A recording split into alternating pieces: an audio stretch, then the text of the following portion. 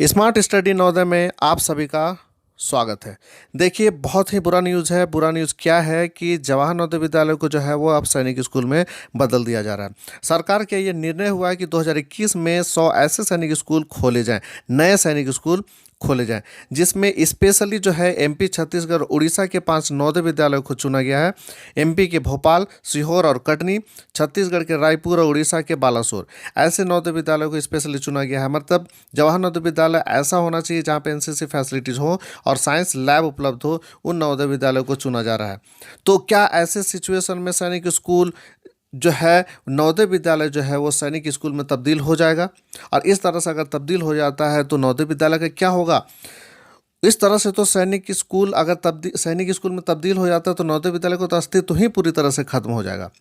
क्या होगा उन गरीब बच्चों का जो उस नवोदय विद्यालय में पढ़ते हैं?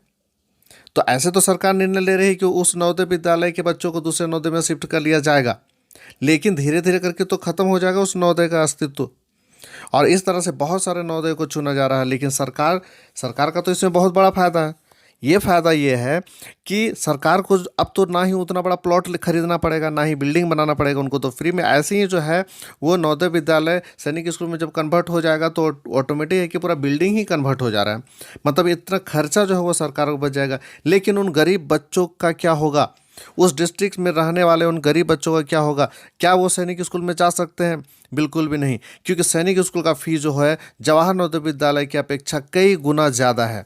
जहां जवाहर नवोदय विद्यालय में नॉर्मल जो जनरल कैटेगरी के बच्चे होते हैं उनको 1500 रुपये लगता है, नॉर्मल गरीब बच्चे ST SC के होते हैं उनको 600 रुपये लगता है, वो भी क्लास 9 से। गर्ल्स को लगता ही नहीं है।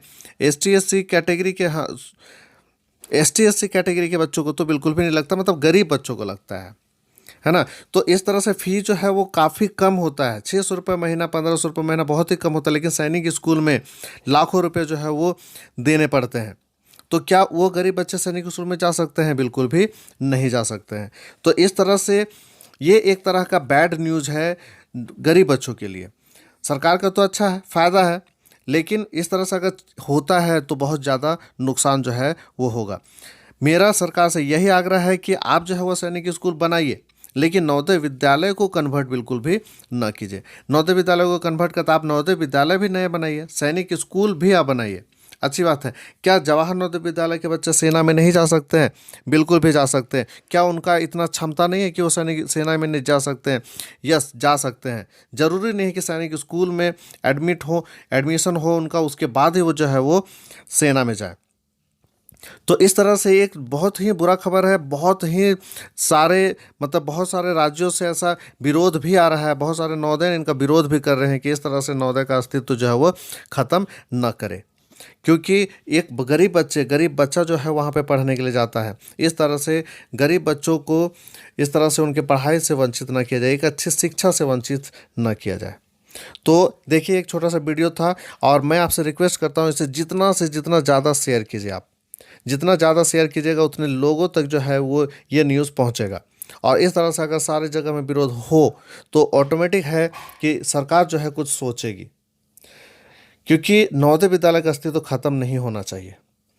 तो चलिए, बस एक छोटा सा यही न्यूज़ था। और अगर आप चैनल पर नए हैं तो चैनल को सब्सक्राइब करके बेल आइकन को जरूर दबा दीजिएगा, ताकि इस तरह का लेटेस्ट न्यूज़ जो है आप तक सबसे पहले पहुँच जाए। चलिए, आज के लिए बस इतना ही। Okay, thanks for watching my video.